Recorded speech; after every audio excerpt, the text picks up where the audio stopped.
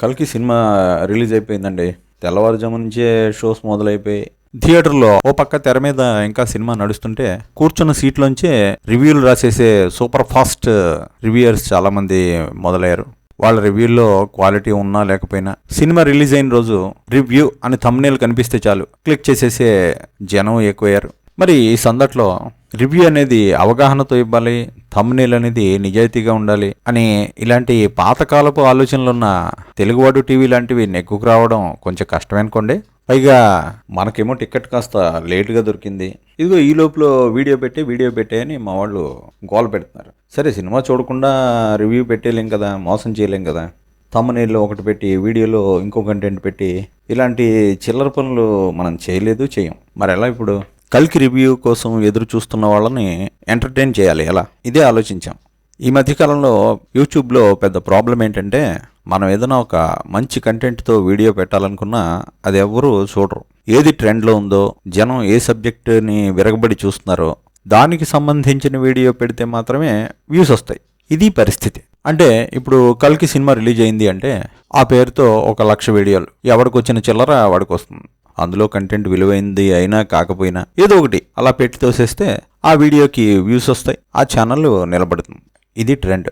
అంతేగాని మనం ఒక విలువైన వీడియో, ఇది చాలా బాగుంది, గొప్పగా పెట్టాం, ఇది చాలా విలువలతో పెట్టాం అని నియమాలు నిబంధనలు నీతి పెట్టుకునే వాళ్ళు ఛానల్ మూసుకుపోవాల్సిన పరిస్థితి. సరే మనం 3 ఏళ్ల నుంచి కష్టపడుతున్నాం, ఇప్పటికీ ఛానల్ స్థిరపడలేదు. అయినంత మాత్రాన చెత్త కంటెంట్ పెట్టేసి జనాన్ని మోసం చేయాలా? అలా ఎప్పుడు చేసే ఉద్దేశం మాకు లేదు, ఉండదు. పాతాళ భైరవిలో ఒక డైలాగ్ ఉంది, జనం చూసేది మనం చేయవలెనా, మనం చేసేది జనం చూడవలెనా అని. ఏం గురో, జనం కోరేది మనం చేయడమా, మనం చేసేది జనం చూడడమా? మహానుభావుడు గొప్ప రైటర్ పింగళ నాగేంద్రరావు గారు ఆనాడే రాశాడు, ట్రెండ్లో ఉన్న విషయాల మీద వీడియోలు చేయాలా, లేకపోతే మనం ఒక మంచి వీడియో చేస్తే జనం చూస్తారా అన్నది అప్పటి నుంచి ఒక ప్రశ్నగానే ఉందన్నమాట.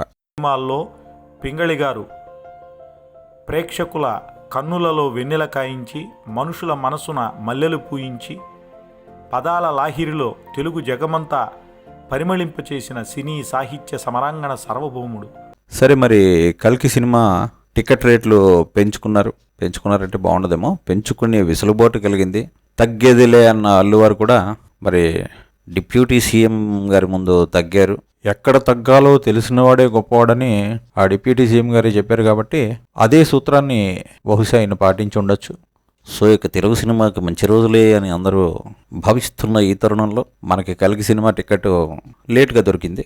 జనం అంతా ఆ సినిమా గురించే వెతుకుతూ ఉంటారు కాబట్టి ఏదో ఒక థంబ్నెయిల్ పెట్టి కల్కి అని కొడితే వ్యూస్ వచ్చేస్తాయి, పెట్టేయండి అంటూ కొందరు ముఖ్య సలహాదారులు చెప్పారు. కానీ అలాంటి దారుల వెంట మేము వెళ్ళం కదా.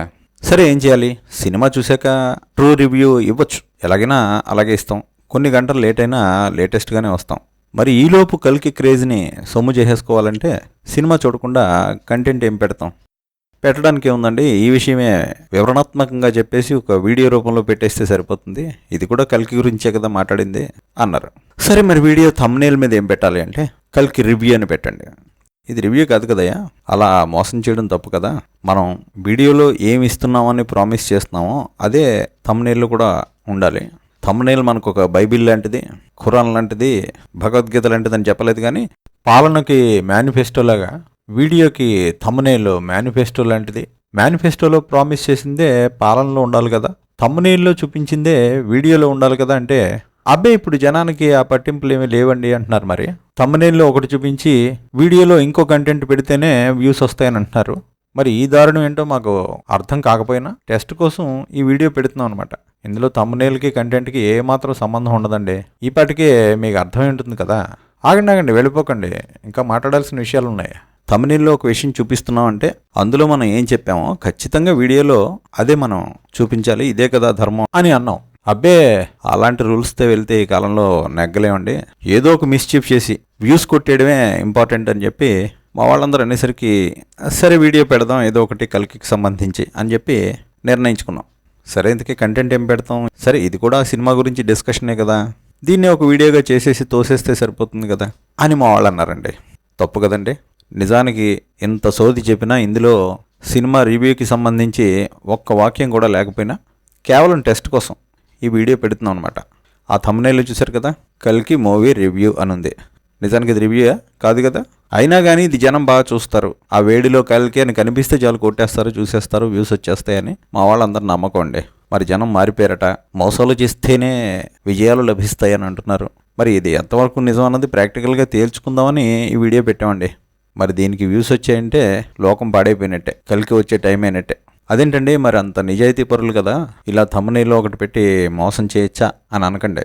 మీరు కరెక్ట్గా అబ్జర్వ్ చేయండి, thumbnailలో కల్కి మూవీ రివ్యూ అన్న తర్వాత కాదు అని చిన్నగా ఉంటుంది. అది కూడా మోసమే కదా అనకండి. ఏమండి, కల్కిలో అశ్వత్థామ ఉన్నాడు తెలుసు కదా, అశ్వత్థామ హతః కుంజరః కథ తెలుసు కదా మీకు.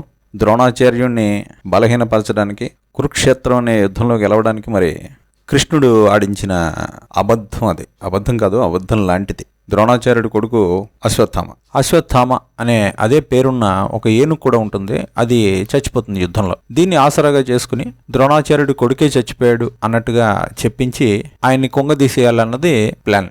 మరి అశ్వత్థామ చనిపోయినట్టు ఎవరు చెప్తే నమ్ముతారు? అది అబద్ధం కదా.